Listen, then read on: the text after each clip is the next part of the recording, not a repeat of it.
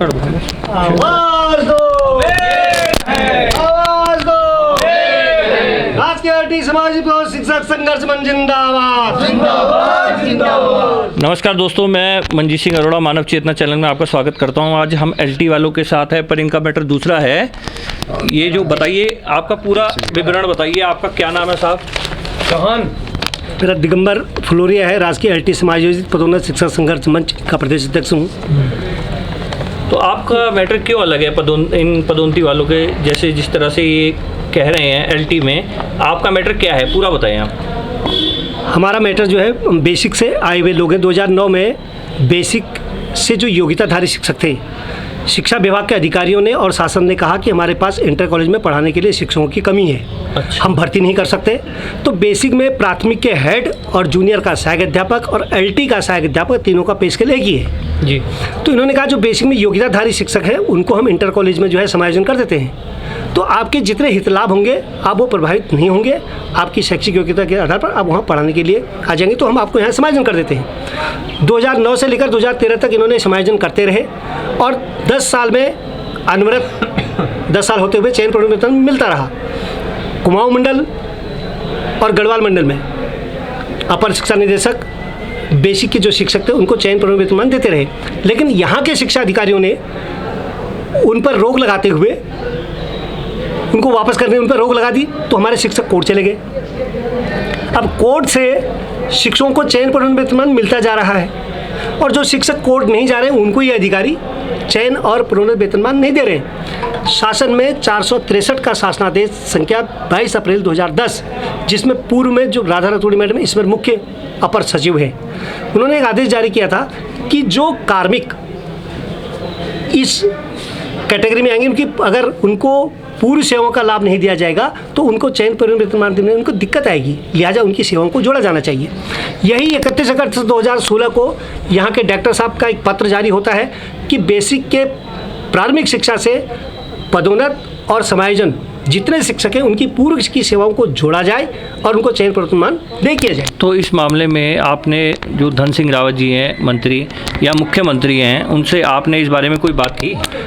हमने माननीय शिक्षा मंत्री जी को और माननीय मुख्यमंत्री जी को हमने उनको जो है पत्राचार किया है और लगातार 14 वर्ष हो गए, ये नहीं कि आज कर रहे हैं। अभी पुनः उनसे मिलने के लिए हम संपर्क बनाए हुए हैं और अपनी इन 14 सालों में जो हमारी समस्या है इसके निस्तारण के लिए हम उनके पास पुनः जा रहे हैं। यदि ऐसी परिस्थिति के बावजूद, क्योंकि 28 अगस्त 2020 को माननीय न्यायालय ने एक आदेश जारी किया है 7/7/2014 के क्रम में, उसमें स्पष्ट लिखा है कि जो शिक्षक विभाग के द्वारा जो टर्म यूज किया है पदोन्नत, वो पदोन्नत न हो करके वो समायोजन में मर्जर है। तो उस आधार पर विभाग को चाहिए था या शासन को चाहिए था कि जो कोर्ट में जा रहे हैं उसी आधार पर जो कोर्ट से वंचित हैं उनको भी चयन और प्रोन्नत वेतनमान दे दिया जाए। लेकिन इन्होंने एक शब्द डाल दिया, याचीगण। जो याचना ही करेगा, जो माननीय न्यायालय ही जाएगा, उसी को चयन प्रोन्नत वेतनमान मिलेगा। तो फिर इस शिक्षा विभाग के अधिकारियों की जरूरत क्या है? तो जिस प्रकार से आप बता रहे 14 साल से शोषण हो रहा है लोगों का, तो अगर आप अभी भी आपकी सुनवाई नहीं होती तो क्या आप इस आंदोलन को बढ़ाएंगे आगे? हम आज हमारा ये धरने का तीसरा दिन है। हमने इनको 24 तारीख तक का समय दिया था। 25 तारीख से हम यहाँ धरने में बैठे हुए हैं और यदि हमारी बात को नहीं मानते हैं, अनसुना करते हैं, तो हम इसको बढ़ाएंगे, आमरण अनशन की तरफ भी जाएंगे। आप कहाँ से हैं मैडम?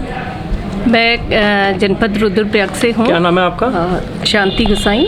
अच्छा, तो अगर ये आंदोलन जिस प्रकार से चल रहा है, आपकी मांगे नहीं मानी जाती, तो आप महिलाएं भी इसमें जो है हिस्सा लेंगे आंदोलन में? जी, हिस्सा लेंगे। और हम भी। कितने लोग हैं आप जो मांग कर रहे हैं? कितने लोग हैं आप लोग, जितने प्रदेश में जितने काम? हमारे पास जो है जो बेसिक से 2009 से लेकर अद्यतन तक जो समायोजन और पदोन्नत में आ रहे हैं, हमारे यहाँ बड़ा दुर्भाग्य है।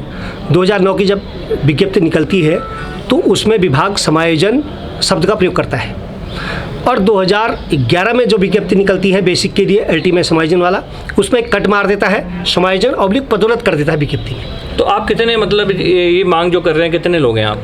हम यहाँ कम से कम वैसे तो 7,000 लोग ग्राउंड में हैं, लेकिन 7,000 में अब लगभग सभी लोग कोर्ट से जाते जा रहे हैं, जो कोर्ट जा रहा है उनको मिलते जा रहा है। यहाँ मुश्किल से 100-500 लोग बचे होंगे जो कोर्ट नहीं गए, वो अधिकारियों का सम्मान कर रहे, शासन के विरुद्ध नहीं जा रहे, तो वही वंचित हैं। तो जिस प्रकार से बताया जा रहा है कि 7,000 लोग थे, अब 500-700 लोग रह गए हैं जो कोर्ट नहीं जा रहे, सम्मान कर रहे हैं विभाग का, तो इनकी डिमांड है कि विभाग का जिस प्रकार से हम सम्मान कर रहे हैं तो विभाग को भी सम्मान देखते हुए इनको पदोन्नति देनी चाहिए, इनकी मांगे पूरी करनी चाहिए। आपका नाम क्या है? मैं शैलेंद्र सिंह राणा हूँ। अच्छा, आप कहाँ से साहब? मैं GIC रुद्रप्रयाग से हूँ। अच्छा, तो आप रुद्रप्रयाग से हैं जी। तो किस प्रकार से जो है शोषण हो रहा है आप लोगों का, आप कहना चाहेंगे हमारे चैनल के बिल्कुल माध्यम? बिल्कुल। देखिए सर, अगर हम प्राथमिक शिक्षा में रहते तो हमें 10 वर्षों बाद चयन वेतनमान मिलता और 12 वर्ष की सेवा के बाद प्रोन्नत वेतनमान मिलता। लेकिन योग्यता रखने के बावजूद भी मैं 2015 में यहाँ आया हूँ और 2015 से 2016 में मुझे चयन वेतनमान मिलना था, तो अभी 9 साल का मेरा नुकसान हो रहा है। अगर वहीं रहता तो पूर्व की सेवाओं का लाभ मुझे मिलता रहता। तो पहाड़ के लोग जिस तरह अपने आप शोषण हो रहा है उनका, ये बहुत गंभीर विषय है। इस पे धन सिंह रावत जी को, मुख्यमंत्री जी को कड़ी कार्रवाई करके तुरंत इनको आगे बढ़ाना चाहिए। जी साहब बोलिए। एक सबसे बड़ी विकट समस्या हमारी विभाग की ये हो गई है, ये अगर हमको कहते हैं कि ये पदोन्नत कर दिए गए हैं तो हमारे यहाँ 5400 ग्रेड पे को 4600 में पदोन्नत कर रहे हैं। तो ये संभव कहीं का, हमें अधिकारी हमको ये, हम बैठे इसलिए हैं कि 5400 ग्रेड पे वाले को 4600 में कैसे पदोन्नत किया जाता है, या 4800 वाले ग्रेड पे को 4600 में कैसे पदोन्नत किया जाता है, इस बात का हमें उत्तर दे दें। यदि कहते हैं अधिकारी बिल्कुल सही हो रहा है तो फिर कोई दिक्कत नहीं है।